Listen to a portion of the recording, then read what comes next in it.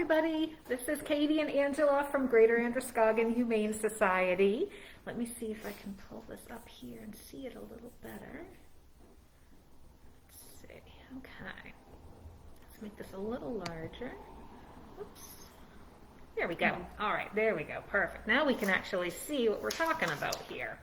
So we are here today through our Pet Talk series, and we're talking about fostering.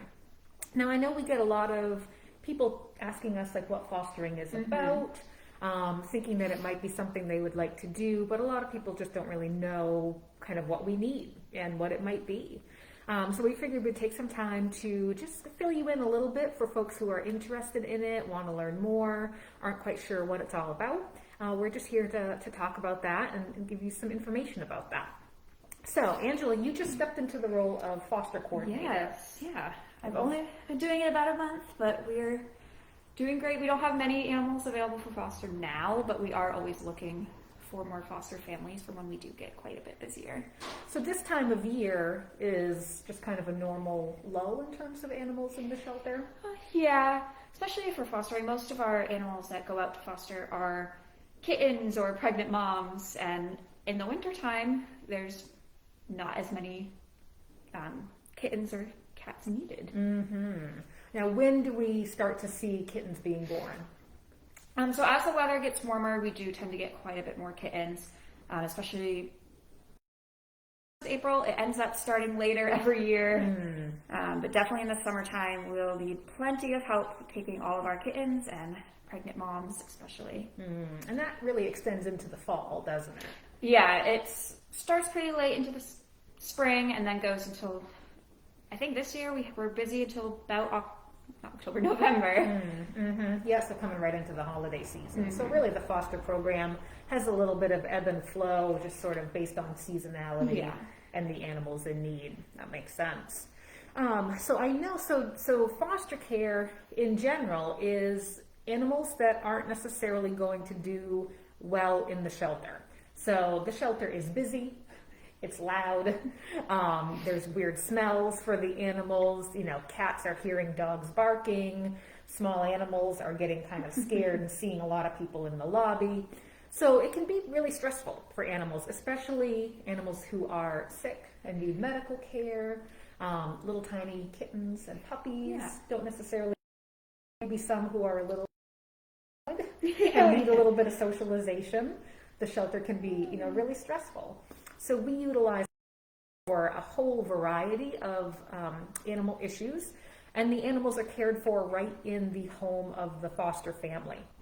So it's different from volunteering, although we do consider our foster families to be volunteers because they're giving of their time and talents, at no cost to us to care for the animals, but you're doing it in your home. You're not having to come here to the shelter and, help us clean the cat room or something like that. Now, we do a wide variety of fosters. We've already kind of touched on some. Probably our biggest, you think, is bottle baby kittens.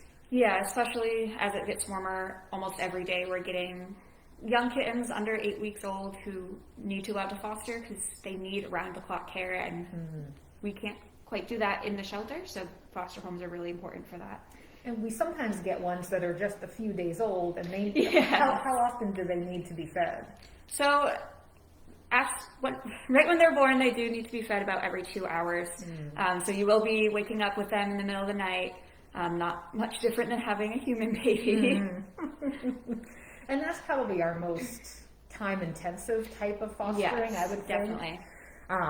And we always try to place the real little babies with their mom. So many foster families do a great job taking a mom who's pregnant, having her through the pregnancy until the babies are born, and then keeping the mom and the babies until they are ready for adoption. And so that works really well. Mom takes care of the little ones. You just need to monitor, make sure things are going well. But we often get litters of kittens brought in who are really young and mom is nowhere to be found. And so those are the ones we have, a good set of foster families who love to do bottle babies. It is definitely a skill that you learn over time. The first time you do it, it's a little nerve-wracking, and we like to be able to pair you up if you're a new foster and you haven't done bottle feeding on kittens before, we can, have you work with Angela for, for kind of hands-on training, or we'll often pair you up with a more seasoned foster family who loves doing bottle babies and can answer questions and share their thoughts and guidance. It's been really helpful. Because it can be a little scary too, because they're tiny little things, and things can go wrong. You don't want them to breathe the milk down into their lungs, and there's all those challenges that you've got to be careful of. Talk about mom cats and kittens. I know right now we don't have kittens going out to foster or pregnant cats yet, but we have some medical fosters that have been going out. Yeah, at the moment, most of our animals in foster care are medical fosters. So they'll be on a medication. Ours are on it for about a month or so. So you're just monitoring them, making sure that they are improving, getting better, and giving them that daily or twice daily medication to help them. I know recently we've done some more fostering of ringworm positive cats. Yeah. And that's a new thing for us. But the treatment is a long-term treatment. Usually it's about a month, couple weeks to a month. And it's just easier on the animals to be treated in a home than it is here. Like we said, it's stressful here. If we've got foster families who are comfortable taking that home and having it in a separate space to be able to treat. So it's a wide variety, and sometimes it's just medication to heal from a wound, surgery. Sometimes it's socialization, like little shy boy right here. So behavioral needs. I know we've sent out some dogs that needed some socialization skills or some decompression time. Yeah, we get a lot of dogs who do have behavioral problems, and they do need a little extra time to work on that. So being able to go into a foster home who can really devote all their time to helping this one dog when we have plenty of others here. We can't always give them that one-on-one attention. So it's really helpful in correcting those behaviors or getting them comfortable around people when they're a little more shy before they go to their forever home. That's great. And I know we've also done some kind of kittens that they're not necessarily so young that they would have to be put in foster, but they're a little scared. They're kind of, under-socialized. We've got some fosters who do a really good job with them too. Oh, yeah. Yeah, seeing kittens go from this hissy little thing to actually enjoying being around you and playing is really fun and really great to watch. Yeah. It's my favorite type of foster. I think they're a lot of fun. Oh, that's super sweet. I know I've done a little bit of fostering, and then my husband fell in love with our last two fosters who were exactly that, little hissy babies who you had to wrap them in a and now they're just complete and total love. So we were foster failures, and we don't call them foster failures. It's just you found your family member that you wanted to keep, and we'll probably get back to fostering. But for now, we're enjoying the two little ones that are additions to the family. It's very rewarding to have them go from that to want to be around people. It's amazing. And one other type of foster that, unfortunately these days we're seeing more of, and this is something that has a lot more flexibility for maybe can't take bottle baby kittens, or maybe aren't prepared to do behavioral fosters, things that are a little more work. We'd love you to think about being able to take an animal that just needs a temporary owner gets back on their feet. So in this economy with the pandemic, we're seeing people who need to go into the hospital for a length of time and don't have anybody to care for their cat, or who's getting evicted. But for the month in between can't care for their dog, or a domestic violence situation. We have a partnership with Safe Voices, which is the domestic violence prevention organization here, and we take dogs and cats from families who are experiencing violence in the home and need to get out for their safety. So those sorts of fosters typically are around a month. Yeah, just to give their actual owners enough time to really figure things out and get back on their feet. And sometimes it might be extended a little bit if there was cause for, they needed a little more time to get into housing or something like that. Yeah, we're always able to extend it if they absolutely need it. And that's an incredibly rewarding program to be able to just give that little, that short little time period where that animal needs a place to stay and then to be reunited with a family that's so incredibly thankful. I mean, they're the ones that, you cry when you're seeing their reunification. They come in and they're just so incredibly thankful to be able to have their companion, their family member back while they're going through all this horrible stuff. I mean, think about how important our pets are to us. And if you're going through a really difficult time, having to give up your animal on top of that, I mean, it just wrenches your heart. So we really are very not excited, but very thankful that we're able to grow this program and offer more foster opportunities for those animals and those families. So let's talk a little bit about expectations of foster families. So obviously there's a time commitment here. We've talked a little bit about, a month, or for kittens, it's often 8 weeks. So you're doing what do you think, like on the medical side or the behavioral side, how long of a time frame are we talking about? So it really varies. For both medical and behavioral, it can tend to be about a month, maybe longer. Every animal is going to be different. Some medical cases may only be like a week or two, but we want to get them out to foster because they're going to be less stressed and heal faster than being here. Behavioral dogs, some might pick up on the training very fast and be able to come right back. Others may take a little more time and need to work a little more closely with our behaviorists to really fix any problems that we notice. The majority of our fosters do tend to be around about a month to 2 months. Cats and dogs. Okay, that makes sense. It takes how much daily care you're having to do. Like an owned animal that's here because of a domestic violence issue, they just need to be played with, have interaction, your normal care. Versus bottle babies who, you might be getting up every 2 hours to feed those little guys. And in between, just a range of kind of the amount of time each day. Now we do, the one thing I think that could be a challenge is making sure that foster families understand that we do always encourage them to keep the shelter animals separate from their own animals. And that is for a number of reasons. We do sometimes place animals that aren't necessarily comfortable with other dogs or cats. So we want them to have a separate space. And then really for medical purposes. We do a variety of testing here if we're noticing symptoms, especially if it's a medical case. We don't want to be getting your owned animals ill. And shelter animals can come, stress can do a lot of things, just like with us. It weakens your immune system. And so we'll often have colds, runny nose, cats and shelter dogs pretty frequently. A lot of the kittens that come into us come in with some form of a respiratory illness. So in addition to just going into foster to get old enough to be adopted, they're probably also going to have some sort of a runny nose, runny eyes, things like that. So we want to make sure that your own animals aren't getting sick. That separation is really important. And some families are able, depending on the animal, there can sometimes be integration, but that's always something that should be talked about with the foster to see what's going to be right for that animal and for your family. Let me see. We also have, so you're the point of contact for all of our foster families, and you communicate often via email or phone, or how do you like to keep in touch? So my email is right on our website if anyone has any questions.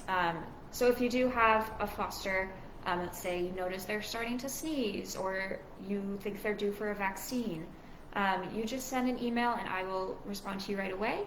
If it's after 5 o'clock, you can either just send a text to one of the numbers that's on our little, our phone thing. Yes. Or call if it's an emergency and we'll be able to help you right away. But it's definitely very important to communicate if your animal is showing any signs like sneezing or runny eyes, if they're having diarrhea, because that can seem small, but it may end up growing into something bigger. So we definitely want to always treat those right away. Absolutely. And we do provide training. So, like I said, if this is your first time taking a mom and kittens, we're going to be a little more during that process, then once you've done it a couple times and you're like, I know how to do this, I'm great. Then we can be a little more hands off, and you just reach out when you need something. So it really depends on the foster family as well, of their level of comfort and really what they need. But especially for kittens, and I know we're talking a lot about kittens, but it is our number one foster type. They have to come in at certain ages to get their vaccines boosted, dewormer, so throughout the 8-week process, there's going to be different kind of touch points where they need to come in and have certain things done to them.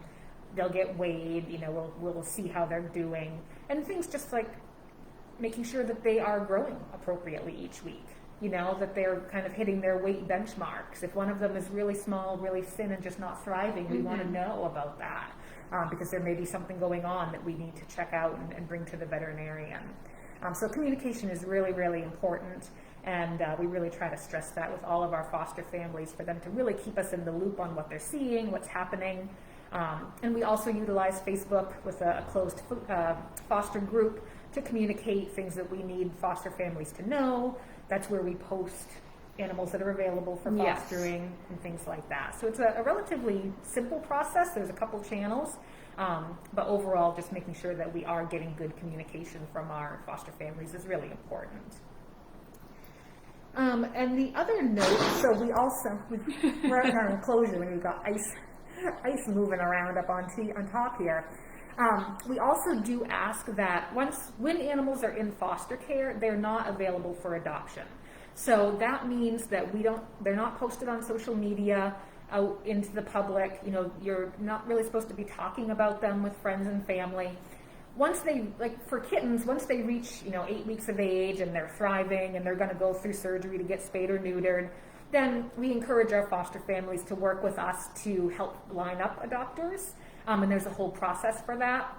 But if you're taking on a behavioral case or a medical case or really tiny, little bottle babies, those aren't for public posting.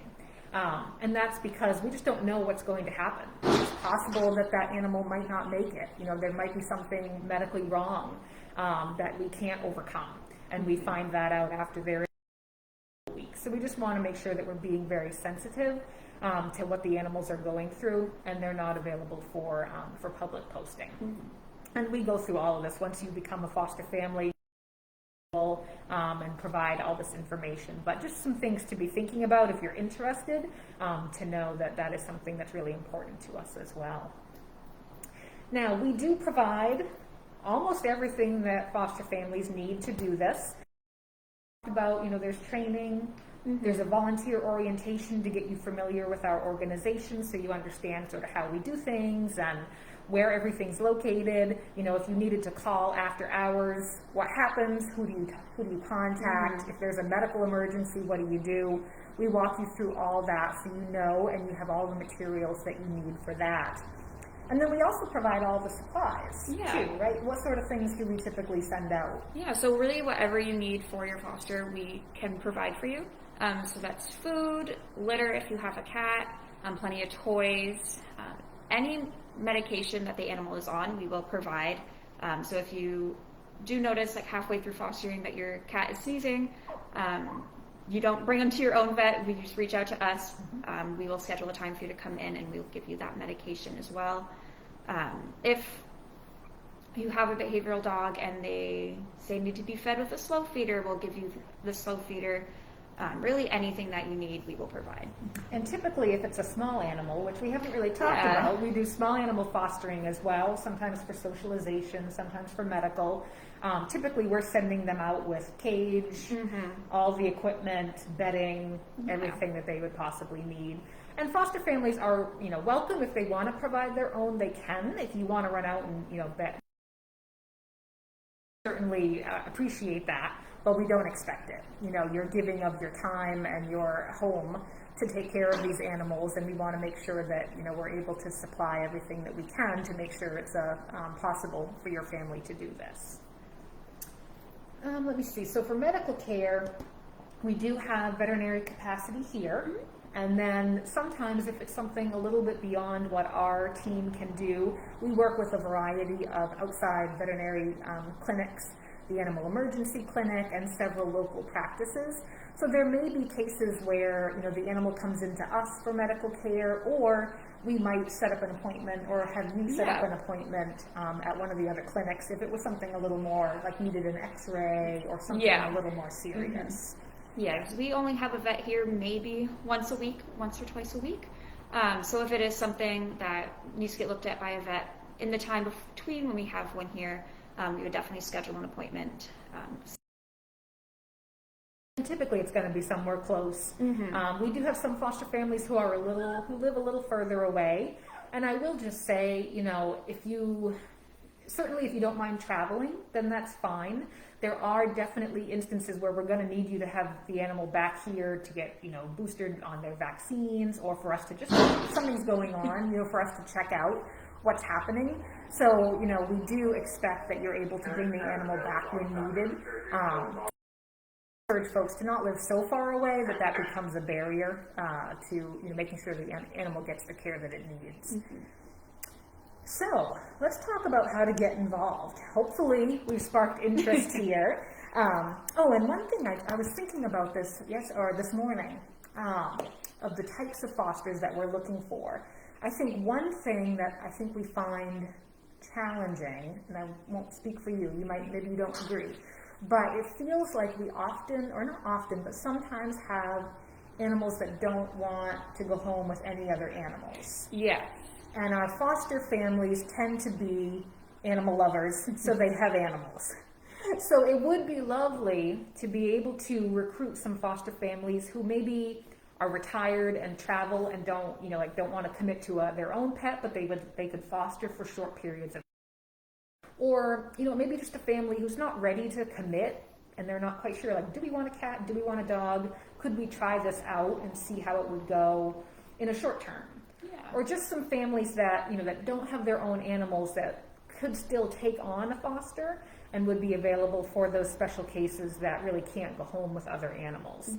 And like I said, it doesn't happen too often. Yeah. But we've seen it, I think, enough this past year that it sort of, you know, kind of rose in my mind. Yeah. And especially for like ringworm fosters, that is very contagious, so you do want to keep them separate from your pets.